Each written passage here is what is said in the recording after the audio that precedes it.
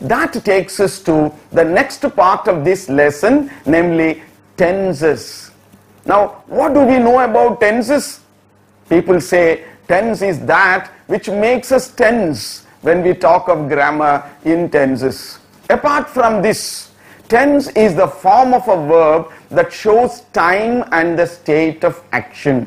The present tense, the past tense and the future tense have 4 forms each, that makes the total of 12 tenses. To have an idea of these tenses, you have the simple present tense, then present continuous tense, present perfect tense, then simple present perfect continuous tense. There are 12 tenses. We are going to look at the errors that we normally commit in the use of these 3 tenses particularly. The simple present tense is used to describe a habitual action, a universal truth, a fixed program. He drinks tea every morning. That means every day, yesterday, today, tomorrow, all these days, it's a habit that he drinks tea.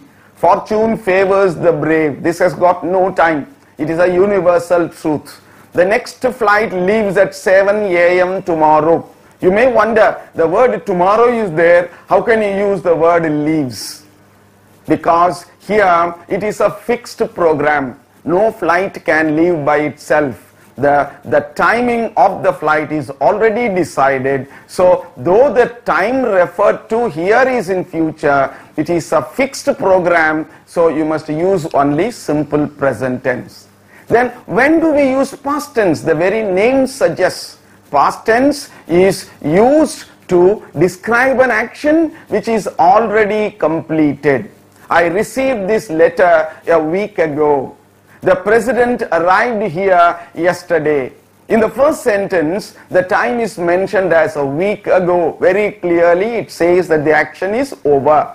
In the next sentence, yesterday.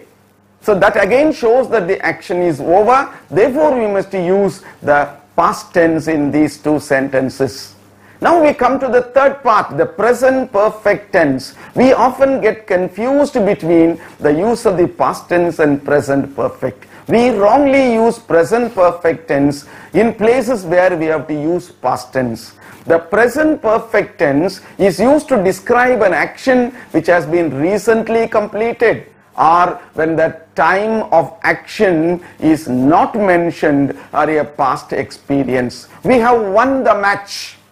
Here it does not say when actually the match was won. We have won the match. Time is not mentioned. They have left for Australia. Again present perfect tense. He has failed in his attempt twice. Number of times is mentioned, but when is not mentioned. Therefore you must use the present perfect tense. Now the first concept is the present perfect tense should not be used when the time is given very clearly in the sentence. If the action is already over according to the sentence, don't use the present perfect tense.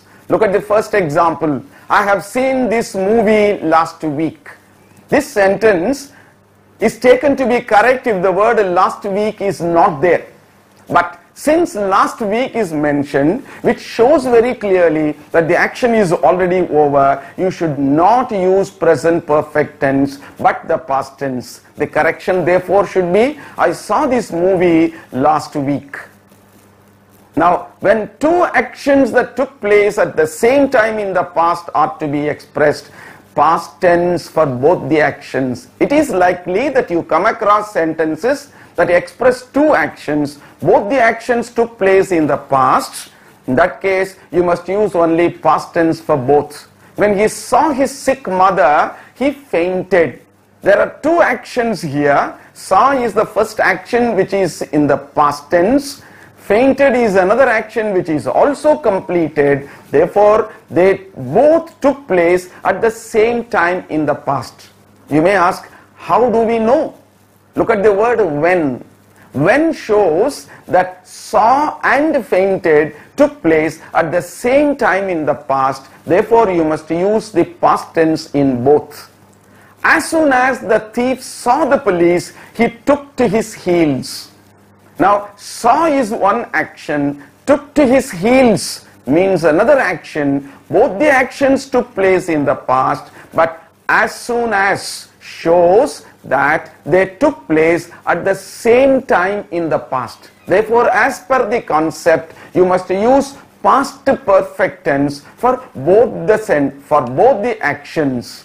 Now, the third concept says two actions in the past with a time gap. You may come across sentences where two actions are mentioned, both the actions took place in the past, but not at the same time in the past. In such cases, you should use the past perfect tense for the action which took place earlier in the past, and the simple past tense for the action that took place later in the past. Look at this example. The match had begun before I reached the stadium. Began is one verb which is in the past tense, one action which took place in the past. Reached is another action which took place in the past, but they did not take place at the same time in the past. How do we know? Look at the use of the word before. The word before shows that the action of beginning of the match took place earlier in the past than the action expressed by the word reached. Therefore, the earlier action represented by began, we should use past perfect tense. The match had begun before I reached the stadium. Next sentence says, Sanjay had bought the gift before he met his girlfriend. Now, Sanjay, there are two actions performed by him. One is bought, which is in the past tense. Then met is the second action. Both the actions are in the past. But then the presence of the word before shows that the action of buying the gift took place earlier in the past. Therefore, we must use past perfect. And the correction to this sentence is Sanjay had bought the gift before he met his girlfriend.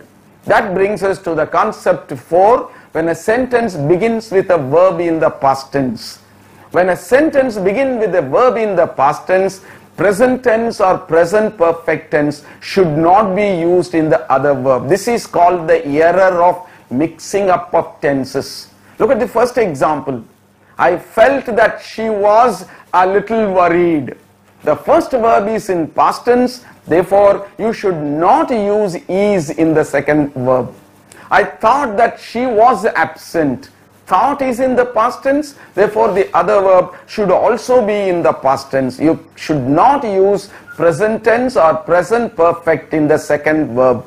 I forgot that they were arriving today. You may look at the word today and you will be tempted to use the word they are arriving. But the first verb is in past tense, forgot. Therefore, the next verb should also be in the past tense. Now, there are some exceptions. There is a particular exception to this rule. Normally, if the first verb is in past tense, the other verbs in the sentence should also be in the past tense. But if the other part of the sentence contains a universal truth, then you need not change the verb of the second, the tense of the second verb. The teacher said that the earth revolves around the sun. Revolves is in present tense, said is in past tense. So you will be tempted to think that there is an error in this sentence, but there is no error. Though the first verb is in past tense, the second verb can be in present tense because the earth revolving around the sun happens to be a universal truth. Now, exception to sentence 5, concept 15, subordinate clause with than or as. Now, she loved you more than she loves me. This sentence has the use of the word than. Therefore, the second verb can be in present tense, though the first verb loved is in past tense. He cared for you more than he cares for his brother. The first verb is in past tense, and still the second verb can be in present tense because of the use of the word than here. Now, these are some of the important aspects of identifying and avoiding errors. As informed earlier, this chapter on spotting the error will have a dual objective. One is, you'll be able to spot or identify the section which contains the grammatical error, and in the longer run you will learn how to avoid these errors in your constructions, oral or written. Now you will have to do the test involving questions on spotting the errors, particularly the concord error and the tense error. Shortly after that, we will try to review the questions in the test.